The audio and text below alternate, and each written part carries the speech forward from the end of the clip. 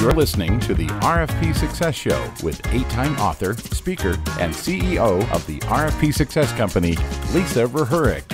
Tune in each episode to learn what today's capture and RFP teams are doing to increase their win percentages by up to 20, 30, and even 50%, and meet the industry trailblazers that are getting it right. Let's get started. Hey everybody, welcome to the RFP Success Show, where I will provide you with teaching tips and strategies to help you up-level your proposal game. I am your host, Lisa Verheurik, founder and CEO of the RFP Success Company. So today's topic, pricing strategies.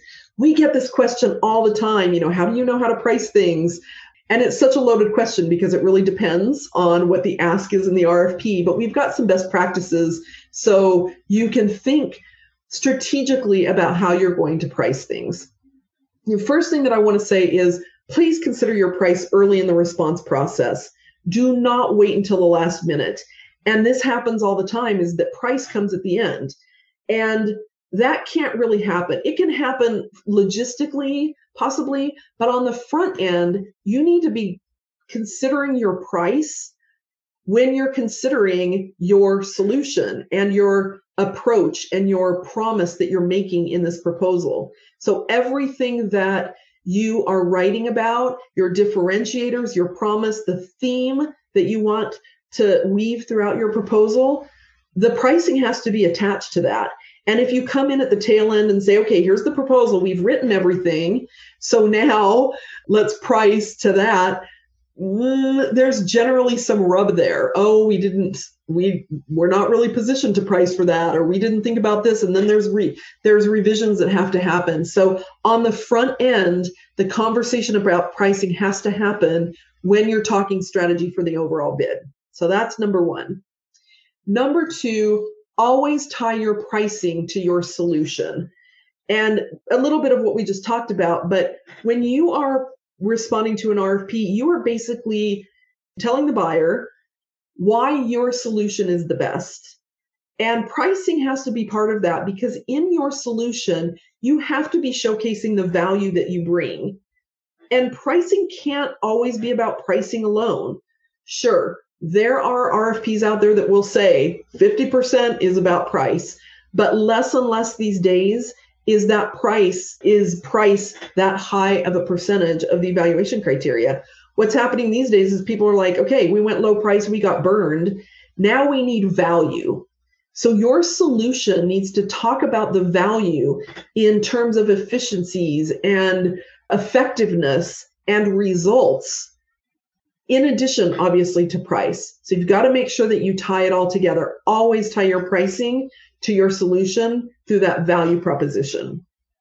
All right, the third strategy that we want to talk about, what the client needs and wants should drive your solution. Not what you think they need and want, not what you're selling, but what and why the client is buying.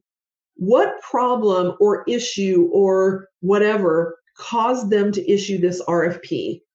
And when you think about it from that perspective, instead of like, oh, we can do it, we've got something, think about, okay, what do they really need? And then how does our solution fit in that? I read an interesting story recently that brings this point home. So the US Air Force is the biggest outsourcer of services in the world. And they put out an RFP to maintain their fighter jets in foreign countries. And the successful bidder offered a unique solution to win that proposal based on two simple questions. So internally, they asked themselves, what is the true value that the Air Force is seeking, and what business are they in? So kind of seems obvious, like, well, hey, this is a no-brainer. Everybody knows the answers to these questions. But when you really sit down and you think about it and put pen to paper with it, you start to really understand and peel that onion back. So what those questions did is it led to an understanding that their jets are on the ground, right? And when that happens, they clearly can't perform the tasks that the Air Force needs them to do. And it's imperative that they're on the ground for just a short time, as short a time as possible. So because the successful bidder really thought about it and peeled the onion back to understand that and to see that successful bidder really knew, and they developed their pricing and the solution accordingly. And they spoke to that. They spoke to the fact that we want to get you off the ground. We don't want to keep you on the ground. So the price wasn't presented as a price per part or a price per number of service hours. And this RFP, there was openness to how they presented their price, but the price was presented as a price per number of hours in the air. So they really tied their price to the value that hit home for the Air Force. That's what you want to think about with pricing strategies. And I tell you what, it can be a hard conversation to have because you might not know the answers. It takes some time. People get lazy and they're like, whatever, we're just going to respond to their questions. But I tell you what, if you can do that and peel that onion back and get to the bottom of that, like what do they really care about? They care that their fighter jets are not on the ground for very long. And now we're going to write to that and show them, we're going to price to it and we're going to write to it. So that is a fantastic pricing strategy. There's so much more behind a failed RFP than just lost revenue. Employee engagement decreases with each loss, and a Gallup survey suggests that it costs up to $10,000 in salary per employee with 15% lower profits. If you're ready to increase your win rate consistently and put our winning and repeatable strategies in place, schedule your consultation now at bit.ly/chatrfp. That's bit.ly, bit.ly/chatrfp. All right, another thing that you need to think about is where are you on the value spectrum? Meaning, are you the Walmart or are you the Bergdorfs?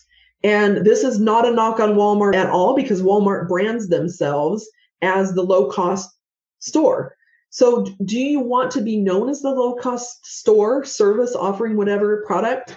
If so, then that's fine. But if you are not the Walmart, then why are you trying to underbid? Why are you playing that pricing game? Obviously you've got to play a little bit.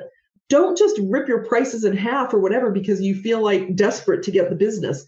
Unless there's a strategic reason to buy that business, or unless you are that low-cost provider and that's your differentiator, do not automatically go in low cost. I would say that if cost is 40% or more of the evaluation criteria and you are not the low-cost provider, that's not your brand, then why are you bidding? You shouldn't be bidding on that. So really understand where you are in that value spectrum in order to set the stage for what you should be bidding on, and then that helps you with your pricing strategy. Last but not least, price is about value. So always make sure that your value proposition is solid and that you have communicated it clearly and consistently. And that is very important. That really kind of sums up everything that we've talked about. Price is about value. Show them that the value that you bring, tie your value, your solution to that value. And when you help them see that, then you are golden. And that's when you're going to get those max points. All right, everybody. Thank you so much for being here. That's our show for today. And we appreciate you listening. This has been another episode of the RFP Success Show with Lisa Rehurick, 8-time author, speaker, and CEO of the RFP Success Company. Thank you for joining us. If you have feedback on today's episode, email us at podcast@rfpsuccess.com. No matter your business size, industry, if you have an in-house RFP team, or need outside support, the RFP Success Company helps increase RFP win ratios by 10, 20, and even 50%. Learn more at the rfpsuccesscompany.com.